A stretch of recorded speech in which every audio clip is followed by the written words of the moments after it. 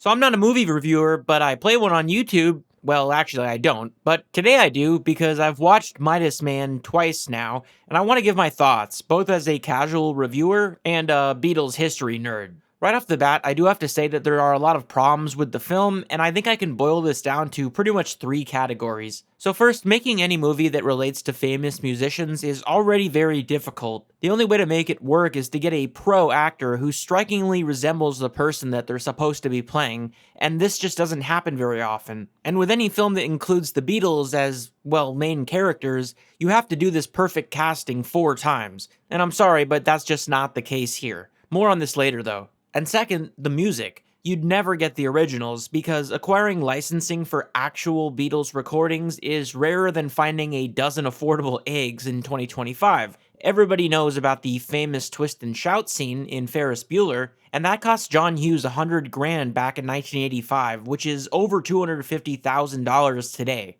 Coincidentally, a few years back, the TV show Mad Men also paid $250,000 just to use Tomorrow Never Knows in one scene, and David Fincher reportedly dropped over $1,000,000 just to use Baby You're a Rich Man in the outro of The Social Network. You get the point, it's not gonna happen, and covers are gonna be the way to go. But even with covers, you still need a huge amount of money. It cost the filmmakers of yesterday $10 million just to license the rights to do cover songs of Beatles music. And keep in mind, Midas Man was only supposed to cost $10 million for the whole movie, although it did apparently balloon past $18 million. And third, the obvious problem, it's the Beatles. This is the most scrutinized band on the planet. Every detail has been meticulously documented, and somebody probably already has a biography about the ham sandwich that George Harrison ate for lunch in 1965. We're at the point where the Beatles are literal historic figures, and any project like this would really require a team of historians and fact checkers.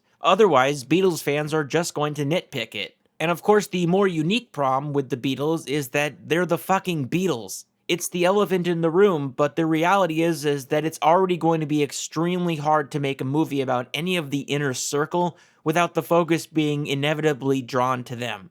So with all this in mind, you might think that this seems like all this should have been a deal breaker and probably should have prevented the movie from ever being made in the first place. Still, I do think there are some smarter choices that could have been made, especially when it relates to the music licensing, but I'll get into that.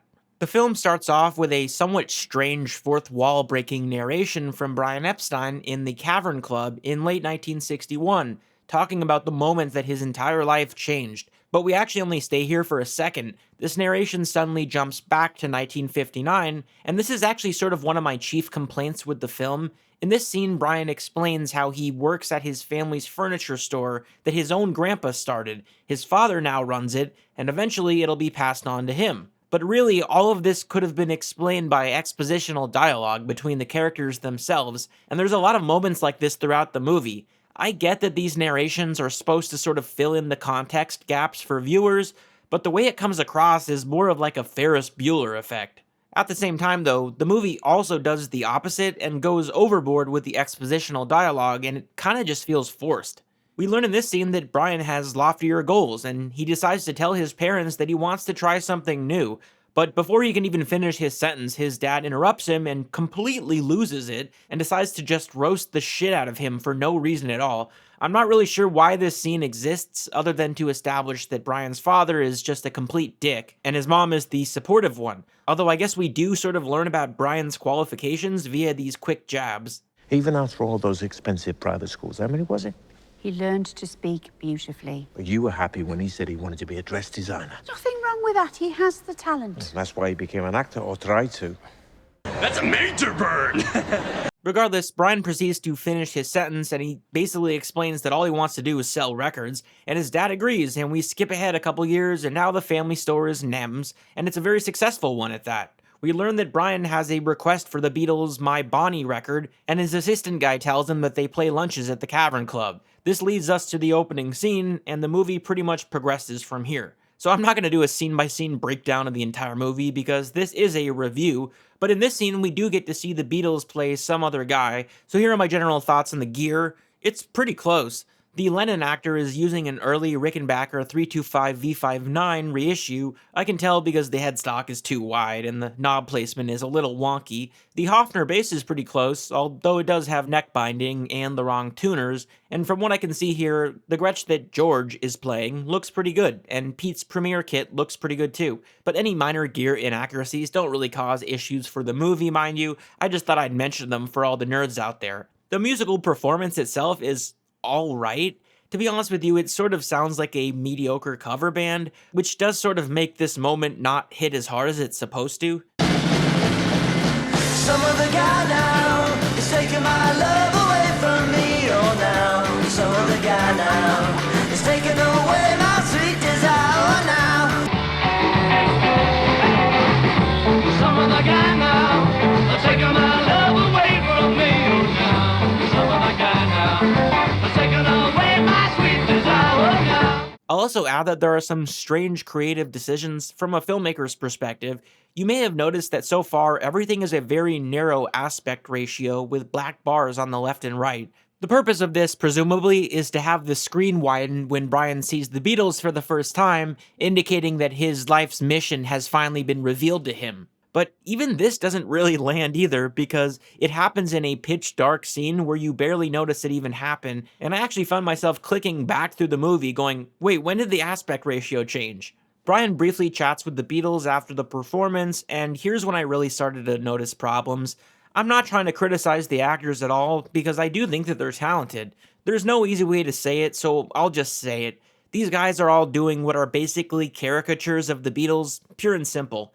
Their performances are basically impressions of the Beatles' public image in movies like A Hard Day's Night, but perhaps the directors forgot that when the Beatles acted like this in movies, they were in character. If the goal of this movie was to show the private life of Brian Epstein and his relationship with the band, why does this sort of snarky fake Beatle persona persist throughout the entire film? I guess it makes sense when they first meet, but in most scenes, the Beatles start to sort of feel like that scene out of the Dewey Cox story. Now, one of the strengths of this movie are the filming locations and the overall set design. I was impressed by how they depicted 1960s Liverpool with its persisting post-war vibe of depression, and the smaller sets are also really well designed. I got a lot of That Thing You Do vibes in these scenes, and they really made me feel like I was watching something happen in the era. Of course, that immersion immediately becomes destroyed when a 60-year-old Eddie Izzard in a bad wig walks out to portray Alan Williams, the Beatles' first manager. Yeah, I totally see the resemblance. And by the way, this guy would have been like 31 at the time this event happened, so great casting. Anyway, Alan Williams, confused the shit out of me in this scene anyway, because he's basically like, there's no way I'm giving you the Beatles, I love them. And then he's like, they totally suck and they're never going anywhere. No, how much I bloody care for them. These boys mean a lot to me. They're always late. They don't even own their own instruments. Rename them the Bootles, because from here to Bootle, that's as far as they're gonna go. I wouldn't touch them with a fucking barge pole. Again, I'm not really sure what the point of this scene was other than a shameless cameo, and I guess to show that the Beatles had an unofficial manager before Brian? Now, I might as well mention this here about the casting. The height differences are really a huge problem. Now look, I'm not trying to height shame here. I'm a pretty average dude myself at 5'9" max, but there really should have been some consideration here. Look, John, Paul, and George were all around the same height, and although it usually lists them as 5'11", I'd say that they were probably around 5'9" without the boots, and Ringo was a few inches shorter. The exact numbers really shouldn't matter though, because the only thing that's really important is that the actors look correct in relation to one another. Brian Epstein was actually a little bit taller than the Beatles in real life, listed at 5'11" for real, so it makes sense that Jacob Fortune Lloyd, the actor playing him, is a bit taller than the rest of the band. Jonah Lees, the actor who plays John Lennon, is listed at 5'8", but honestly I'd be kinda skeptical because Rickenbacker 325s are tiny as shit and even that looks big on him. The actors who play George and Paul are easily 6 feet, and this becomes really noticeable in practically every scene. I'm not even going to say that Jonah Lees is too short. I mean, you could also say that the other actors are too tall. By other metrics, he's probably the closest looking to the actual person he's supposed to be playing, both in mannerisms and his performance, so maybe they should have done the rest of the casting around him. I don't know. He's definitely the character that has the most extended emotional scenes in the movie. The rest of the Beatles are, like I said, pretty much caricatures. Although the actor who plays Paul is also very, very good. We also see the famous moment when Dick Rowe tells Brian that the Beatles aren't going anywhere and guitar groups are on their way out. I've been in A&R for years.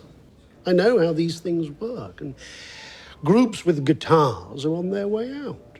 And this actually might be my favorite scene in the movie. It's probably the only time you actually see Brian display this fiery passion for the band that he's representing. I wish we saw more of this side of him in the film. Those boys, my boys, will be bigger than Elvis.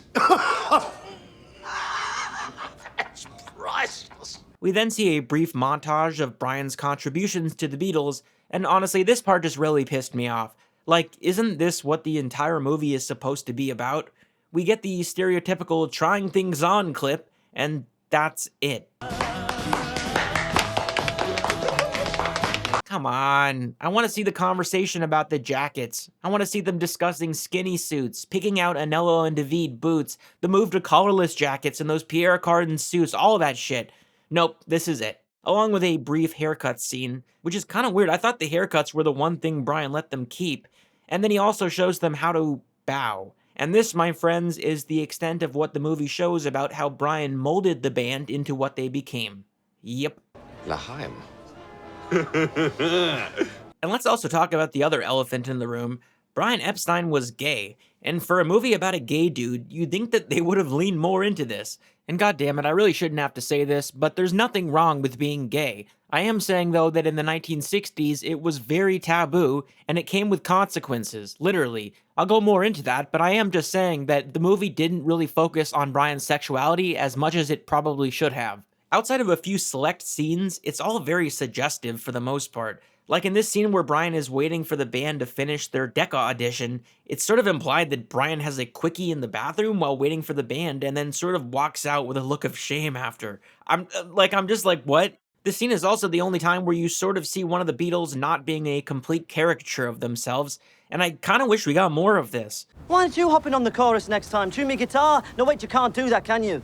Unfortunately, this scene doesn't really land at all either because it kind of comes out of nowhere. Up until this point, everything was going honky-dory. And again, I'm sorry, the height differences just really mess with me. This doesn't seem like two grown men discussing their problems and the future of the band. This looks like a responsible older adult telling a kid, come on, scamp, don't let him get you down. And one more thing I do have to mention, the movie very briefly touches on the fact that Brian Epstein had no experience managing a band, and that's pretty much it. You've got no experience, Mr. Brian. Well, how hard can it be? What about NEMS? You've got NEMS to run. No, I can do both. You've never managed a band before. I never managed a shop. In all honesty, I would have liked to see more about the difficulties that he faced when a lot of the deals that he made were honestly pretty bad. I mean, the most famous one has sometimes been called the worst marketing deal in history, where Brian Epstein gave away 90% of the proceeds for everything that was sold that had the Beatles on them. I mean, it's estimated that this is like $1 billion loss in today's money. And I mean, just for the record, it was technically a lawyer that Brian hired that made this awful deal, but still, it shows a lack of management, and both John Lennon and Paul McCartney blamed him for it. So I'm not knocking the guy, but I am saying that he was inexperienced, and it would have been cool to see more about these difficulties, as well as all the shit that the Beatles had to do with their royalties. The movie sort of glosses over all of Brian's personal struggles, which really bother me. Again, we're like halfway through the movie, and we haven't even really addressed his sexuality outside of these scenes where Brian tries to hook up with strangers and then begins relying on pills for his anxiety. I absolutely love the scene where Brian has to show the Beatles' demo to all the record companies, and this is actually how a montage should be done. They took a page straight out of That Thing You Do in this segment, and everything works, down to the color contrast between all the different record labels. When we finally do meet George Martin, I will say that the actor that played him, Charlie Palmer Rothwell, I believe, absolutely nailed his really dry inflection and posh British slur. Bring them round when they're back from Hamburg, to our place in North London. It's just by Lord's, on the Abbey Road. The Beatles do an audition at Abbey Road, and it's a pretty decent performance of Bésame Mucho. I can't really speak for the inaccuracies here, except for when this audition happened for real on June 6, 1962, the Beatles didn't have their Gibson J160Es yet, so this shouldn't be in the background. They wouldn't get those until September. See, this is why you need fact checkers. The scene where Pete Best gets sacked is also probably one of the best moments in the movie, but it follows the theme of the rest of the film. It basically has no weight to it because up until this point, Pete Best has said a total of like 5 words, so the audience really has no reason to care about him unless you were already a huge Beatles fan and you understood the context here. Ringo is established at this point in the movie, but I use that term loosely because he almost has no lines, and every time he opens his mouth, it sounds like he's doing a low-voiced Ringo impression. I just wanted to come and say, best of luck. The movie also hardly mentions any of the other bands that Brian managed, from Jerry and the Pacemakers to Billy Fury. I mean, I get it though. The reality is this movie isn't about how Brian Epstein transformed Tommy quickly, it's about his contributions to the Beatles' legacy. By far, Cilla Black gets the most screen time, and the movie does do a decent job of showing the kinship between her and Brian, but again, I'm not really sure what any of these scenes are meant to show. It's sort of like Cilla knows that Brian is gay. I love you, Eppie. The feeling's mutual. Yeah, but I've got a fella. What about you? Is that supposed to make him feel better? There's also no mention of how Brian had to deal with the fact that Lennon was already married and had a kid, something that he did try to keep secret, and again, I think these would have been cool things to look into, because these are direct influences that Brian had on the band. To me, the most interesting scenes weren't the ones actually about the Beatles, but showing how Brian's sexuality actually impacted his life. For those who don't know, especially younger viewers, being gay was illegal at this time. Like, actually illegal. Like, straight to jail type illegal. And in his attempts to find hookups around town, Brian also finds himself in positions where he gets mugged as well as blackmailed. Really, in this emotional scene with his family is the only part where Brian's homosexuality really comes out and is actually addressed, but again, it's still sort of all implied. If we go to the police, I'll get charged. I could go to jail. No, you won't go to jail. We'll Harry. tell them you're just not well. Harry, he is not going anywhere. It's worth a try. I mean, you can't be happy like this, Brian. Harry, I have read about this. He is not sick. He just can't change the way that he is. I just feel like this is kind of a disservice to the struggle that Brian Epstein probably went through. I mean, for that matter, it actually never comes up with the band, and I'm pretty sure that they knew Brian was gay. And for that matter, absolutely nothing is mentioned about the relationship between Brian Epstein and John Lennon, nor do they even bother to touch that Spanish vacation that everybody knows about. The Royal Variety Show scene had the potential to be great, but it's unfortunately just going to be rage bait for most Beatles fans. Thank you. For our last number, I'd like to ask your help. Would the people in the cheaper seats clap your hands? And the rest of you, if you just rattle your jewelry.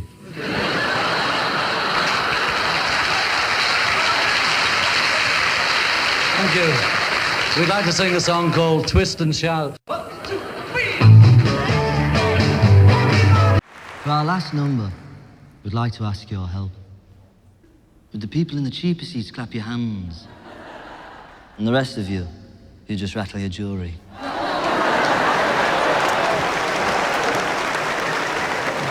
Thank you. We'd like to sing a song called Money.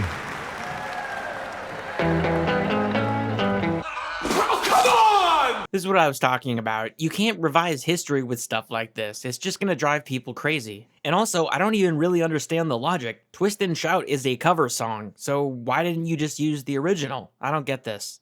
I will say that they updated the gear for this scene though. John's character has another 325 V59 reissue with the wrong knobs to boot, and Paul's has been upgraded to a proper wide pickup Hofner. I am legitimately impressed that somebody tracked down a super rare dial-up mute Country Gentleman, but why go through all this just to leave the top knob? If you saw my video about the Country Gentleman at this show, you know exactly what I'm talking about. One of the more egregious scenes is this part where Brian meets Ed Sullivan, and apparently eats a cheeseburger for the first time in his life. Look, for all the complaints that the producers had about this movie's budget, what is this? There's gotta be a ton of no-name impressionists who would have nailed this role and probably done this for free. You're gonna twice be entertained by them. Right now, and again in the second half of our show. Ladies and gentlemen, the Beatles! And now, for the youngsters, the Beatles! The movie's weirdest addition is when we meet this character, Tex.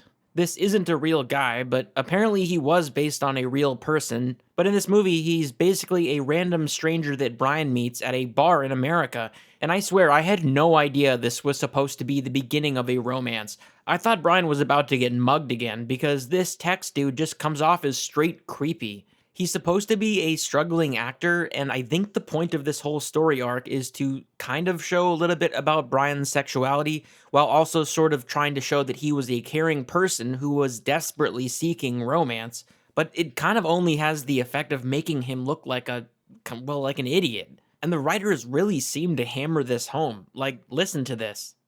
On another night, a man beats me with a broken milk bottle. Goes to prison. When he gets out, I help him find a job. I feel sorry for him. I always do. And I actually did look this up afterwards, and there are some kind of questionable sources for it. There's like one guy that recounts this story having happened. But even still, I feel like there would have been better examples to show Brian's compassion, and the way that they just shoehorn this in is kind of weird, because like 2 seconds later, he does this. Anyway, Brian has a one-night stand with this Tex character and then gives him his personal information and address and phone number in case he's ever in London. Smart. The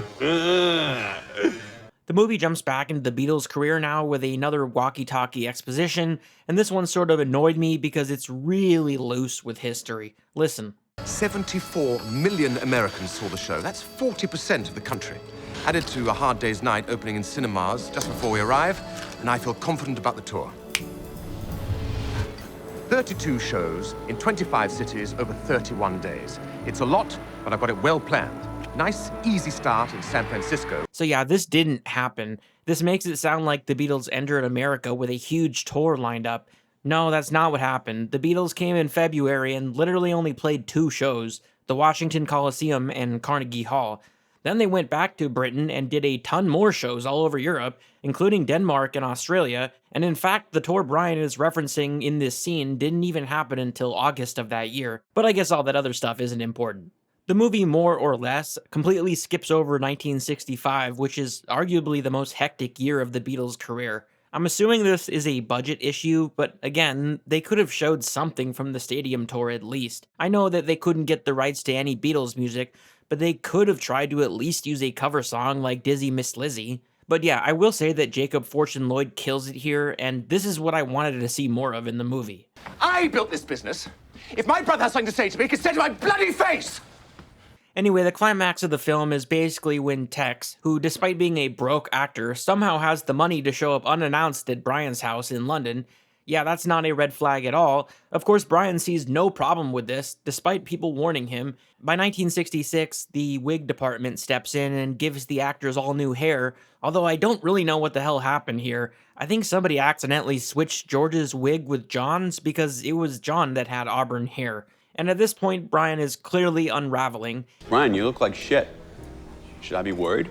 And of course, Tex royally screws him over, stealing $20,000 in cash that Brian left in a briefcase unattended, as well as all his drugs in case he needs to blackmail him in the future. Like, this guy Tex has absolutely no likable qualities, and he does just what everyone expects him to do, and like I said, it just kind of makes Brian look naive and stupid, which absolutely was not the case in real life. I'm not sure how much of this 20 grand story is actually true. I will say though that these emotional scenes really did do a great job of making me feel for Brian Epstein and the immense pressure he must have been under. I don't know what to do. I don't know what to do, and I always know what to do.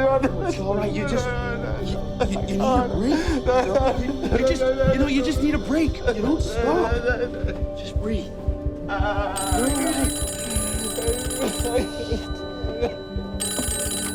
Yeah. Everyone. The car's here. Yeah, he's not coming down.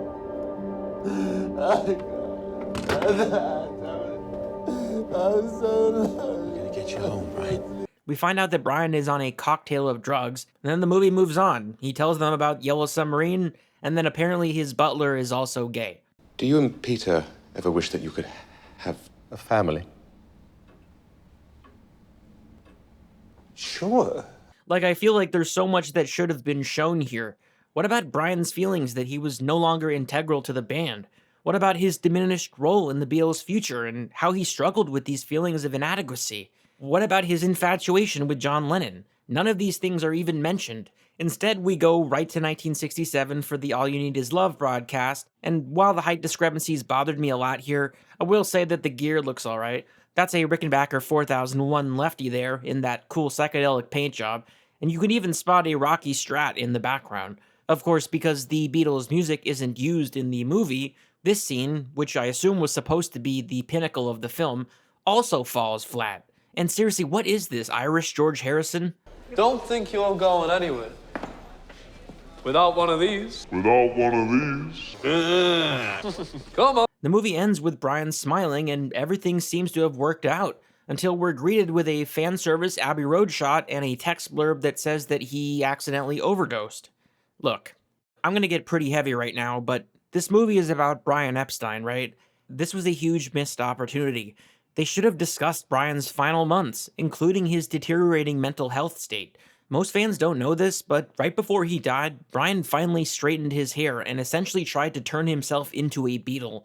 I really genuinely feel bad for the guy, and I would have loved to see more insight into this period of his life, as well as the reactions from the other Beatles about how things would move forward after he died.